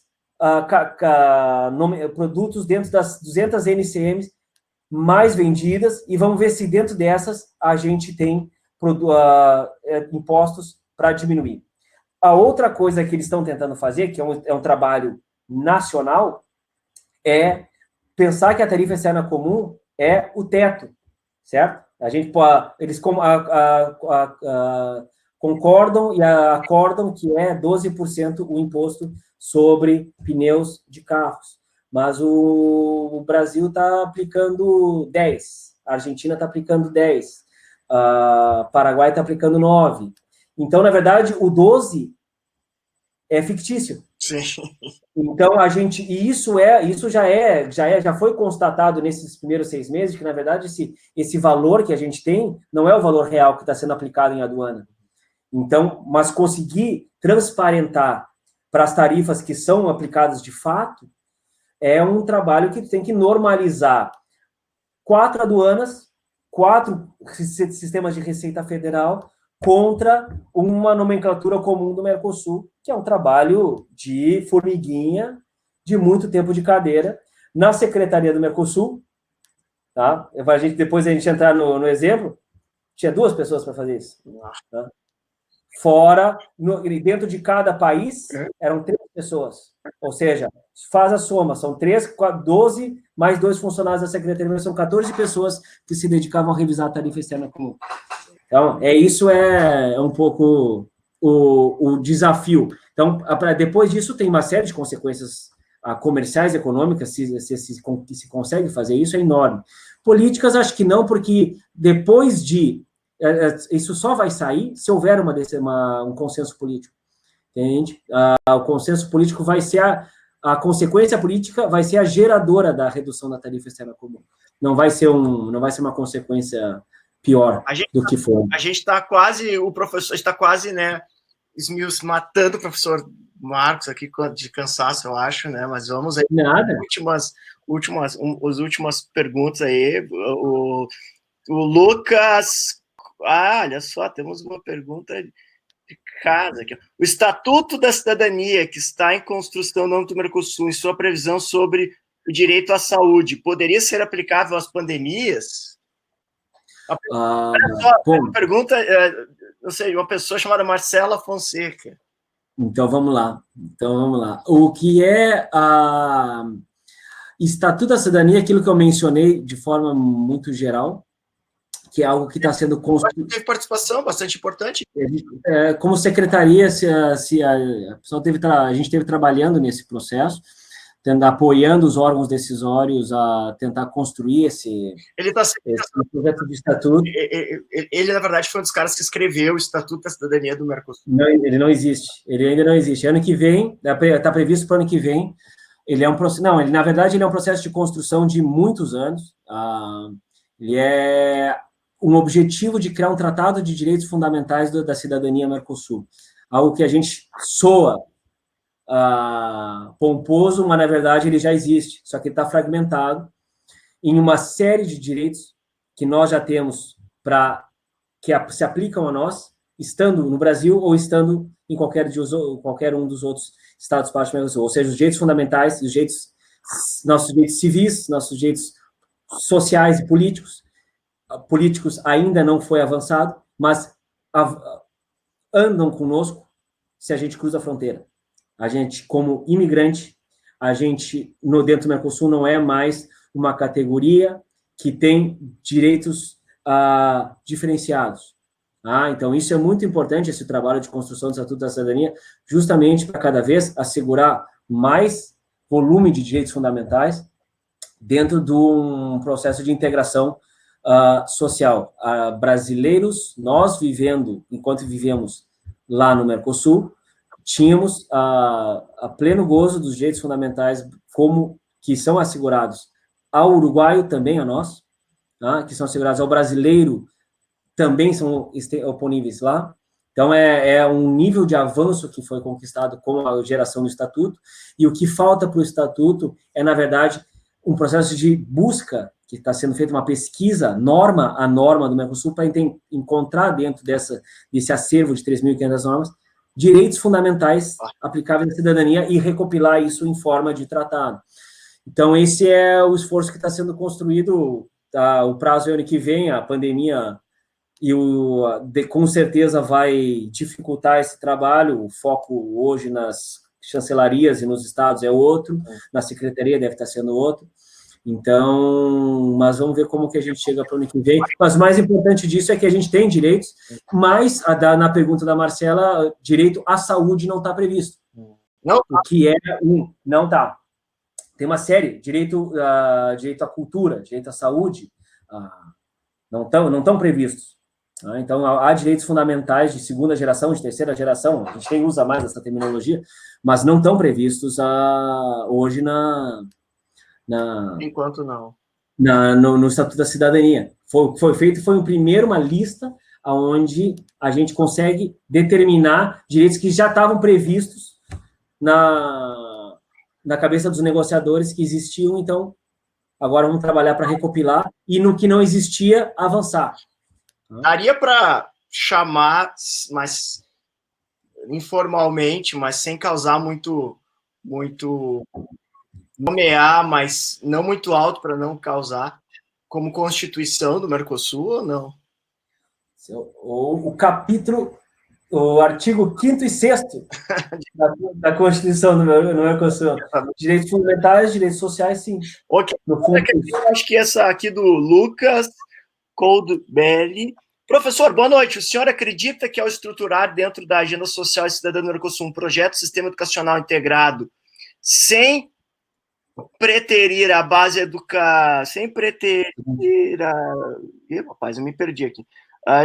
O projeto de sistema educacional integrado, sem preterir a base estudantil nacional de cada país e maiores facilitações para intercâmbios, seria capaz de sustentar a relação interna do subcontinente para maior crédito midiático civil do grupo sul-americano. Uau! Acho que se a gente entendeu foi como estruturar uma agenda social se nós não estamos amparando isso bem num projeto educacional. Eu acho que é isso. E que esse sistema educacional passa por mais intercâmbio, passa por mais crédito midiático e mais participação da sociedade civil. Eu acho que é isso que ele quer tentar dizer.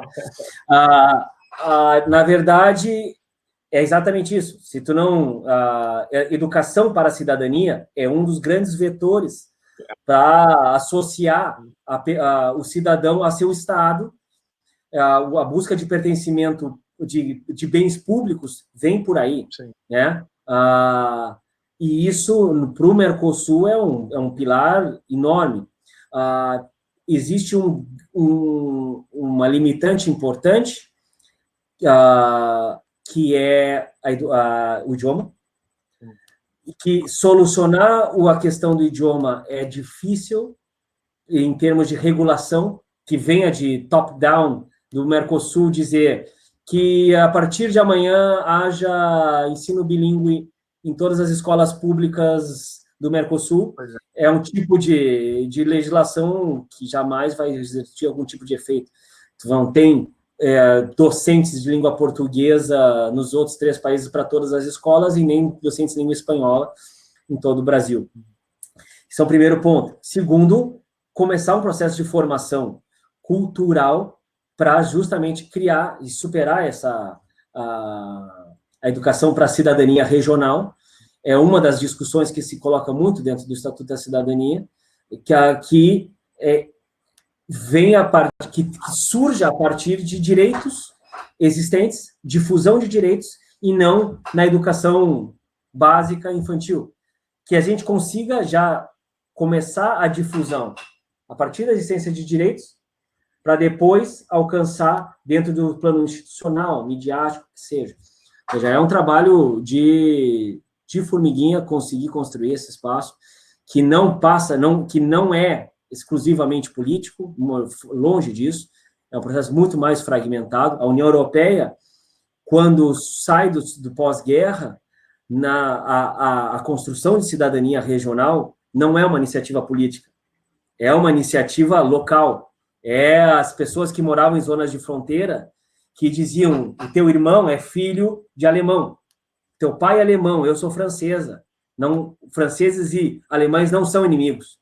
Entende? É uma construção que se dá dentro de casa, né? E a gente tem ainda um vício tremendo de falar mal de argentino por causa de futebol e acha que isso se aplica à relação nacional e cultural, onde é o oposto. Qualquer proximidade internacional com argentinos e argentinos com brasileiros é das mais cordiais, mais maravilhosas possíveis. Né? São esses tipos de tabus que a gente instala que vão se impregnando na história, e é necessário uma outra história para desdizer essa história que a gente foi ensinado, né? É uma coisa impressionante, porque hoje, eu acho que é o Tratado de Bolonha, né, que na Europa conseguiu fazer com que as pessoas tenham capacidade de fazer um semestre, ou vários semestres, né? Existe né, claro, muito dinheiro também ajuda, né, a União Europeia a fazer isso, né, que é os intercâmbios, né, de semestres com os projetos Erasmus, né? Ele facilita muito as pessoas a também as novas gerações a gostarem de morar em outros lugares, né, dos 28, hoje 27 Estados-membros. E nem isso dentro do Brasil a gente consegue, né, mesmo. Mas seria tão interessante, né? Vou fazer o pessoal de Pouso Alegre, vou fazer um semestre agora no Nordeste, outro no Sul. Isso é impossível no Brasil, né? Imagina que interessante fazer isso na Argentina, no Chile. Mas uma correção que eu não expliquei, isso existe no Mercosul. O Mercosul tem instalado um sistema de intercâmbios, um sistema de mobilidade de quase 10 anos. Tá? Olha só. A gente não difunde, porque não difunde, mas a própria Universidade Federal de São Paulo está envolvida em receber e enviar docentes e receber estudantes de graduação e pós-graduação em algumas carreiras universitárias, algumas que já estão harmonizadas, área de saúde, área de engenharias. Pode muito bem fazer medicina, parte da tua medicina em Buenos Aires, parte da medicina em Montevidéu e parte da medicina em São Paulo. E quando se forma, está automaticamente reconhecido todos os teus créditos. E isso tá plenamente vigente, Cícero. E a gente tem isso aqui. A gente tem o protocolo de Bolonha em escalas Mercosul, em escalas América do Sul, que exigem a sua relativização, mas nem por isso ele não existe, né? Ele existe, é. Não, é a questão que eu falei, talvez a questão toda é ter talvez também são quase o dobro de anos, quase 60 anos, 65 anos já de União Europeia, na Comunidade Europeia, a gente tem 30 anos, né? E instituições com mais tempo, né?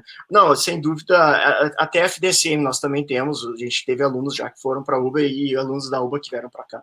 Mas a questão de reconhecimento de créditos é sempre mais tensa, né? É sempre difícil, né? Mas tá certo. Porque direito ainda não está dentro do processo de harmonização. O direito não.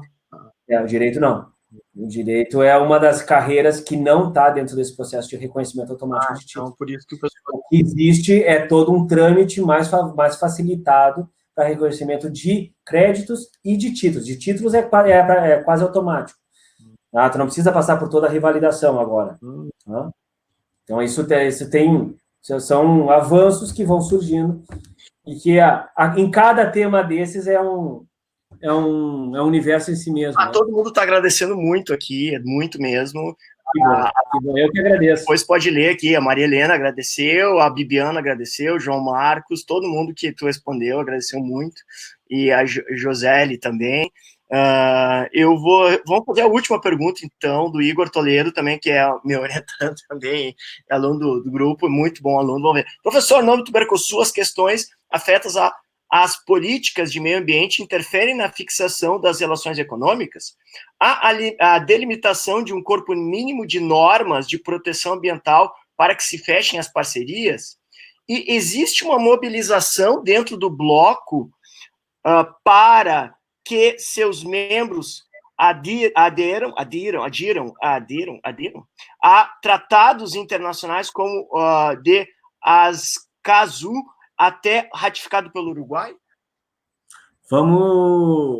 A importantíssima pergunta do Igor é a agenda que a gente está vendo ser enfrentada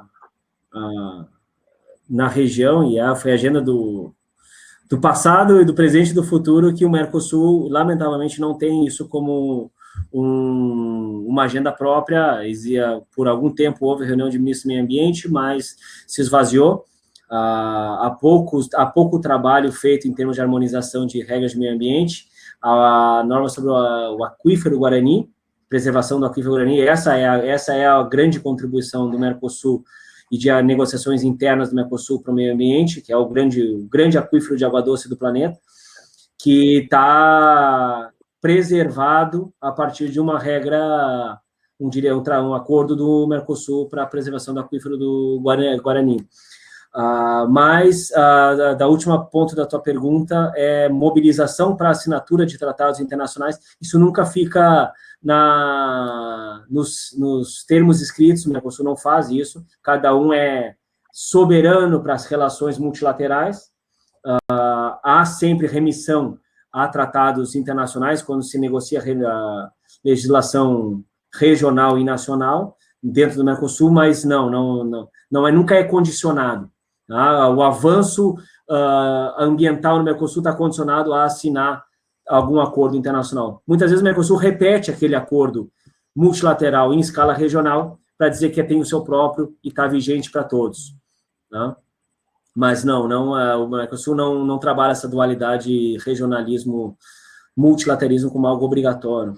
Ok, e vem cá, Marcos, e quando a Venezuela é suspensa, como é que fica, a que nível esses 3 mil, como que os tratados, em que nível ela fica suspensa, as suas obrigações? E em que parte ela está suspensa de obrigações? Ou vai depender do tipo de suspensão, ou isso vai estar estabelecido, como é que vai ser? Isso foi estabelecido no documento de suspensão, na carta de suspensão, e está definido também no protocolo que estabelece a cláusula democrática. Protocolo de Ushuaia. De Ushuaia. O que aconteceu antes do protocolo, antes de haver consenso político para a suspensão, com base no protocolo de Ushuaia, a discussão sobre a suspensão já tinha começado em 2014 para 2015, surge um consenso por pressão em 2015 para 2016 para suspender o Venezuela, não por violação da cláusula democrática, mas sim por descumprimento do seu protocolo de adesão. Passados 10 anos, Venezuela ainda não incorporou todo o acervo jurídico Mercosul, que era obrigatório, portanto, está suspensa de direitos perante o Mercosul. Esse foi uma saída típica de Mercosul, de conseguir construir um caminho menos tenso, um caminho que distensiona o processo, mas que resolve o que a necessidade política daquele momento, que era de tirar a Venezuela da mesa de negociações. Isso é final de 2015, 2016. Isso é muito interessante, que eu estava vivendo. Esse tinha sido meu primeiro semestre na Secretaria do Mercosul, era justamente presidência para tempo uruguaia, e durante a presidência para tempo uruguaia, as reuniões só acontecem no Uruguai. Durante a presidência brasileira, reúnem no Brasil. E quando era no Uruguai, a gente viu o processo de negociação acontecendo desde o primeiro semestre, e ao longo dos 2, 3, 4 meses, a tensão entre Venezuela e demais membros foi aflorando, que cada reunião que acontecia no Uruguai, a gente participava como Secretaria do Mercosul, a gente via o clima, a tensão aumentar, e muitas reuniões começaram a ter funcionários de outros países, de Paraguai, de Argentina, de Brasil, levantar da mesa, virar as costas e se ausentar da reunião, e muitas vezes Venezuela levantando da reunião, ou seja, o espaço, o ambiente de construção de consenso é difícil. Acabou. Quando tu tem esse tipo de tensão, né? Tu não tem confiança, não tem reciprocidade, é uma mesa onde tu tens estritamente conflito, tu transferir uma lógica que não é a lógica de diplomacia da integração para dentro de um espaço. Tu venha para a diplomacia do conflito, tu tem uma espécie de enfrentamento que não é para esse tipo de sala, não é para esse tipo de agenda. Então, o semestre dessa presidência se paralisou. Né? E então, quando entra ao final da presidência uruguaia, se decide construir uma espécie de decisão que não havia ainda consenso para suspender por causa democrática, mas então eles constroem o caminho no final do ano para suspender pela não cumprimento do acervo jurídico do Mercosul. Depois, em 2016, com uma elevação da crise interna da Venezuela, surgimento de oposição política dentro da Argentina, o surgimento do Guaidó e a prisão do Guaidó, aí sim é onde há um disparador para aplicar a cláusula democrática. Então, a partir desde primeiro semestre de 2016, o final do primeiro semestre, já está definido, consolidado essa suspensão em termos de protocolo de Ushuaia. Okay. E o alcance disso não se aplica a cidadãos, isso é obrigatório, o cidadão venezuelano não pode ser extraditado, direitos de cidadania que o de um venezuelano que está no Brasil não podem ser cerceados, compromissos de comércio que já estavam cumpridos, ou seja, estavam vigentes, não podem ser retrocedidos. É uma suspensão meramente política. Não senta na mesa de negociações, não senta na tomada de decisões, não participa de nenhuma reunião, não indica nenhum nacional para a composição de órgãos, concursos na Secretaria do Mercosul para venezuelanos foram suspensos, nomeação de venezuelanos para cargos de autoridade internacional do Mercosul foram suspensos. Né? Ok, cara, eu só tenho que agradecer a participação, acho que eu estava me sentindo, acho que todo mundo vai compartilhar disso, de uma sessão, assim, da Globo News, assim, porque a explicação foi absurdamente técnica, não faltou nada, todas as perguntas era a bola erguida, tu chutava, então realmente foi, assim, excepcional, tu realmente está, muito preparado mesmo, e foi muito, muito bom. Olha ali, oportunidade fantástica, muito obrigado, todo mundo agradecendo, então só tem que agradecer, e muito, muito, muito, muito, muito obrigado mesmo, todo mundo, obrigado, todo mundo agradecendo mesmo, e eu acho que a próxima vez que a gente tiver em melhores condições sanitárias e espero que seja em breve, que todos estejamos bem, com saúde, você vai ser muito bem recebido na Faculdade de Direito Sul de Minas, que é um lugar que já há 7 anos me acolhe e é um lugar realmente que muito, muito bacana. O PPGD é um lugar que está fazendo pesquisas realmente de alto nível e tem realmente mestrandos com muita vontade de estudar. O grupo de pesquisa de Direito Nacional Crítico também é um grupo muito bom. Aí, tu viu, eu estava muito empolgado com a palestra. A gente fez 2 horas praticamente incessantes, uma de palestra e outra de... O pessoal não te deixou respirar praticamente. E realmente, Marcos, te ver de novo e poder fazer perguntas e compartilhar essas 2 horas contigo, mesmo que virtualmente, nos dá a esperança de continuar caminhando e lutando por aí. Muito, muito obrigado mesmo. E, enfim, que bom que nós estamos e continuamos resistindo e existindo aí. Isso, eu que agradeço, Cícero. Foi um prazer, agradecer o convite, agradecer a faculdade, agradecer aos alunos que estiveram conosco, participando, perguntando, interagindo. Isso é espetacular, e especialmente tu vê a riqueza das perguntas, tu vê o reagir à exposição é muito importante. Então, eu que agradeço, fico à disposição para as próximas. Vamos ver se a gente tem novos avanços do ponto de vista do Mercosul, agora e mais adiante. E eu fico feliz de poder plantar uma sementinha de integração regional, de direito à integração de Mercosul na Faculdade de Direito, no programa de pós-graduação, no teu grupo de Direito Nacional Crítico, Sim. No grupo de vocês, e está sempre às ordens para colaborar, participar. Vai ser o nosso... até interessante.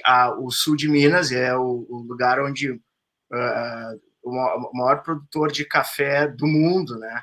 Então, ele tem uma perspectiva de, no mínimo, né?